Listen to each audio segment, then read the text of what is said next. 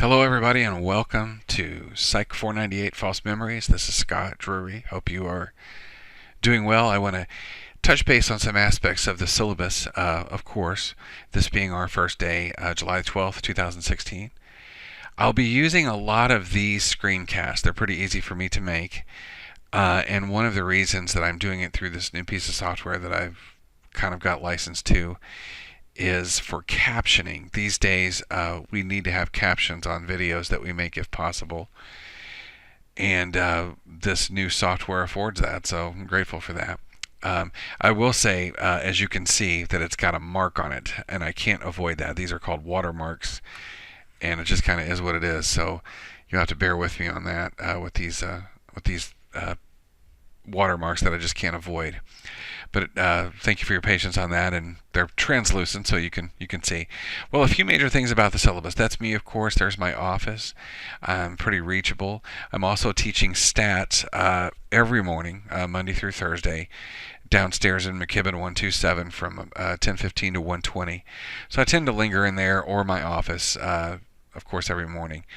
There are some syllabus-y things that I'll let you read for yourself, but for the sake of completeness, I do want to read the purpose. The purpose of the course is to introduce students to a new subject in the field of psychology, false memories. And new is 40-odd years old, but still relatively new.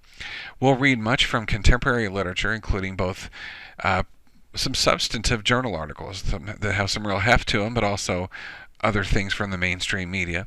And of course, it's all online. We'll view widely available clips that are embedded into the course where I could. Two of which don't have captions, and I'll have students let me know if they need to have captions, and I'll see what I can do.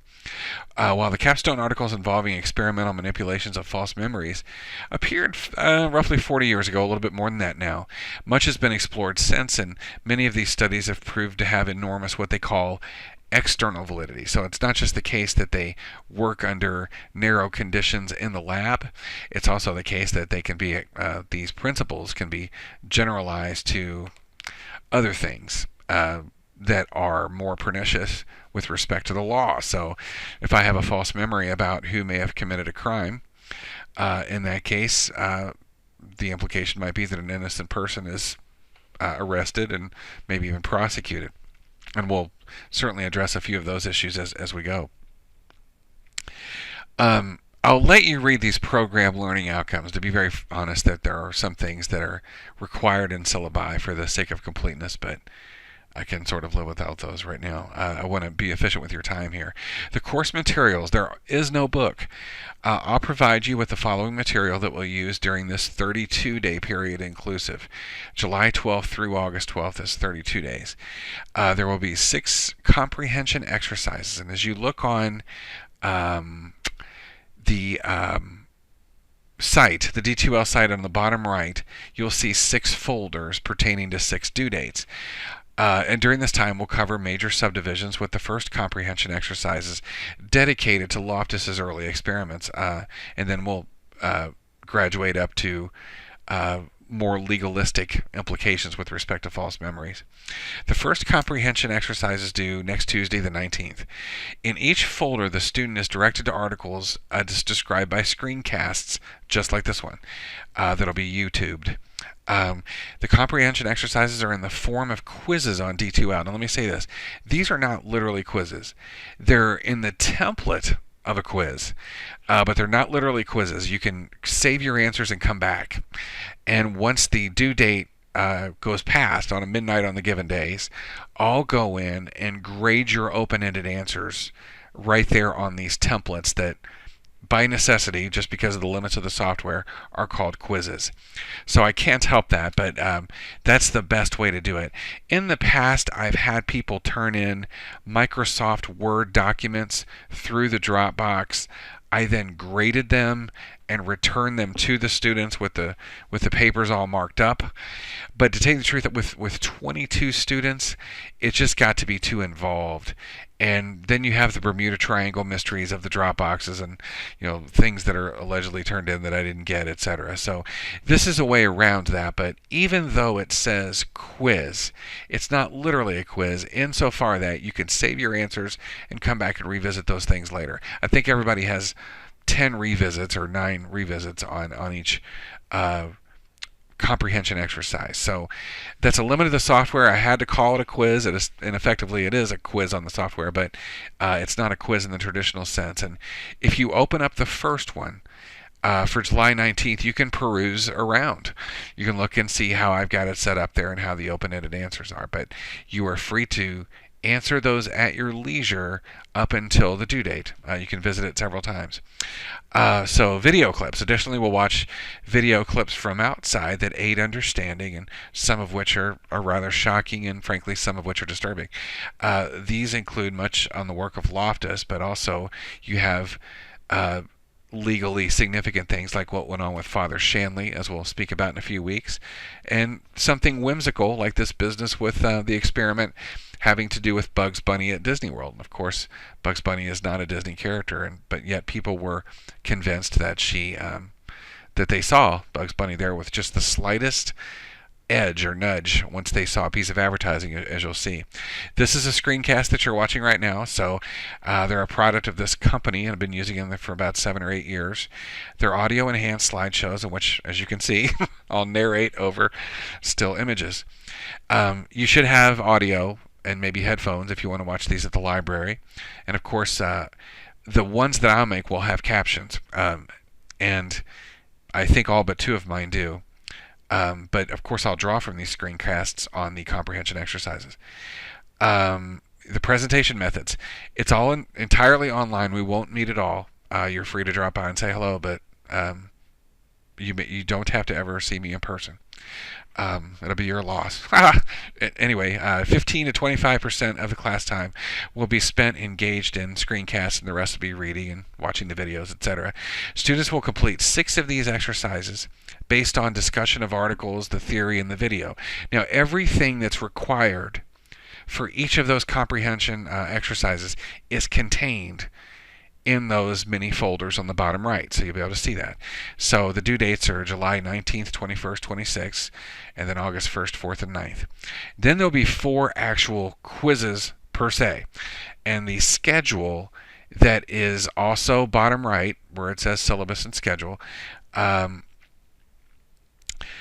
tells you what those quizzes will cover.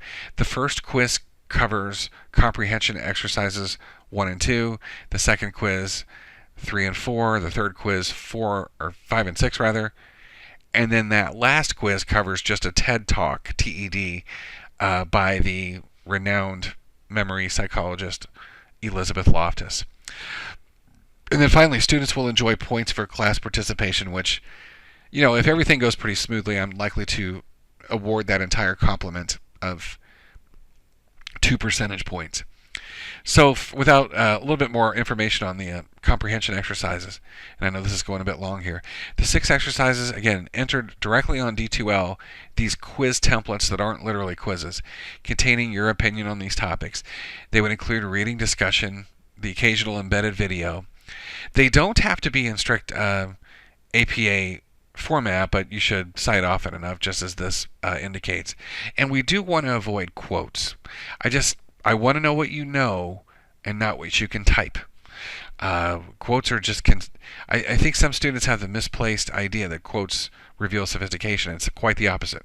I want to hear things in your verbiage, your vocabulary, and to know that you know it. So these templates do not have to be, as I mentioned before, completed at once. You can answer a couple and then save it and come back later. But again, the due dates on these 6 exercises are right there, and of course these due dates also appear on the Excel spreadsheet schedule that I have.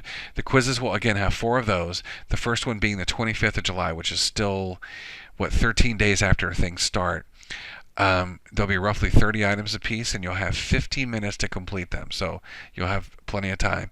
The links to the quizzes will be marked on D2L, and the first 3 pertain to the 3 groups of readings, which is 1 and 2, 3 and 4, 5 and 6. And here's the grade. So, generally speaking, in the past, and this is I don't know, maybe the sixth or seventh summer that I've offered this between here and another college, the exercises generally go pretty well. You just diligently answer those questions, and generally speaking, people get pretty good grades on these comprehension exercises. The quizzes add up to 14% among the four of them, and the particular multiple choice questions that I might ask might have some I don't know, detail to them, or but ultimately the point of these quizzes is so that a person doesn't just go to the articles and read them in order to answer the questions, but they're actually reading them with some degree of depth, which is the idea. I mean, I really at some point want you to print these off or read them as PDFs on the computer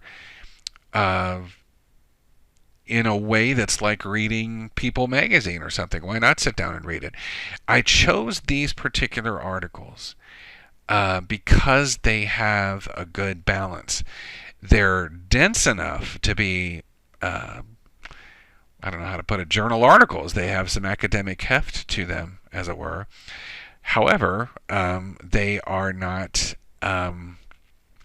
too dense to be, readable, or to preclude being readable, I should say. So I think you'll find that they're all substantial, but at the same time clear, is ultimately my point. And having read them, of course, will put you in a good position to